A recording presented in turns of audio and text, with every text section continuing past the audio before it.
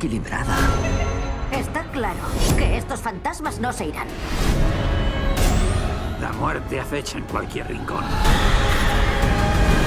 Dios, déjanos en paz. Hay mucha gente mala en este mundo. Ve a por ellos. Amén. So I'm Jesus from Cartelera, Spain, and it's really nice to talk to you. First of all, I wanted to ask you about the ride itself, because there are a lot of iconic attractions in the Disney parks, but I've never seen the passion that Haunted Mansion's parks in any other attraction. I remember going to D23 Expo and seeing people dressed as the ghost, as the characters of the ride, and having tattoos about it. So, in your opinion, what is the secret behind its power, and despite the attraction may feel a bit dated today? You know, I think part of the power is, one, it's the last attraction that Walt Disney had a hand in before he passed. And so it still has that sense of story that was so important to Disney, that you know, it has a depth to it.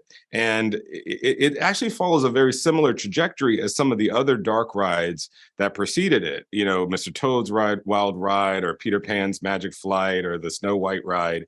It takes people on a journey that sometimes takes you to some really scary places, but whew, you make it just in the nick of time. So it follows that formula, but it also expands on it. It's so cinematic. I mean, the reason why that ride is so evocative is because he is using all of the tools of cinema, the Pepper's ghost effect to make you believe that ghosts are really in the ride, smoke, mirrors, lighting, sound. It's all of the things that I love about making a movie, and also it showcases like all of these other characters that you get to glimpse, but you don't fully get to meet, and you become obsessed about them. You want to know, well, what was, you know, Constance Hatchaway's motivation for chopping all the husbands' heads off, and what exactly is Gracie up to, and who is this Hatbox guy? You ride the ride over and over again, trying to understand what brought all of these ghosts to the house.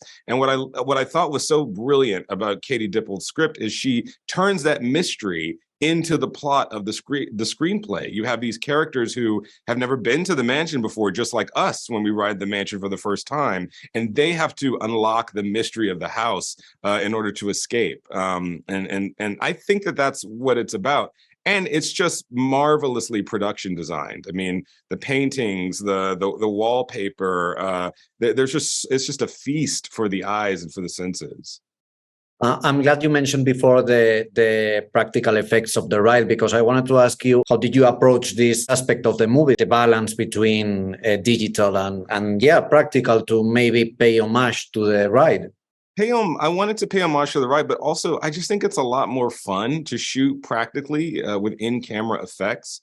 And just about everything in the movie has in-camera elements. Now, there are absolutely some moments in the movie where, you know, digital and CGI imagery take us to places that we couldn't possibly build. But we built that mansion. And even when we're out in the graveyard and goose and ghouls are swirling around, you know, we built that graveyard. And there was it was really important to have a practicality to the effects.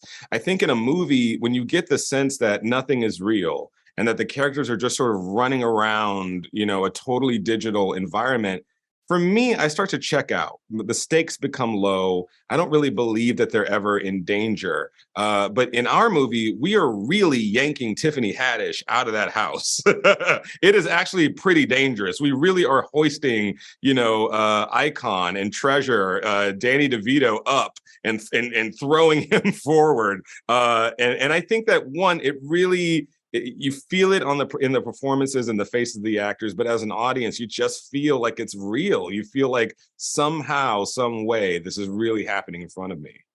Another thing that I was thinking, seeing the movie, is you have a really tough task to make a movie for all ages, and I seem to think that kids nowadays are very hard to impress. So I wanted to ask you if that is something that bothered you while making the movie, how to make the movie spooky but all for all ages, but getting to impress the kids, it's a lot. It is a lot. I mean, I try to make the movie for myself. I'm so the target audience for this. You know, if I made a movie that I loved, I felt like I would hit all of those boxes because I literally was that kid that rode the ride at 9 years old, but I also was that teenager that rode the ride. I was a young adult riding the ride, and now I'm an adult riding the same ride. And I made this movie for me at all of those ages, you know, and also just putting some faith and trust in kids that they can handle some scares and some thrills. You know, this isn't Hereditary or The Exorcist. You know, the stakes are just it's not that dark, but I felt like if you don't really go through a journey on this movie, if you don't have a couple jump scares, then it's not going to really feel worth it, you know. And I think that was the best way to do homage to the ride, but also to, frankly, the best of Disney movies.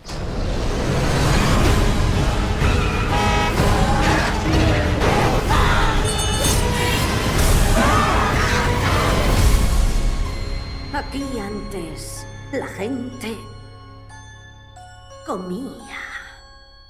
Ya os dije que era buena. No, es que es un comer.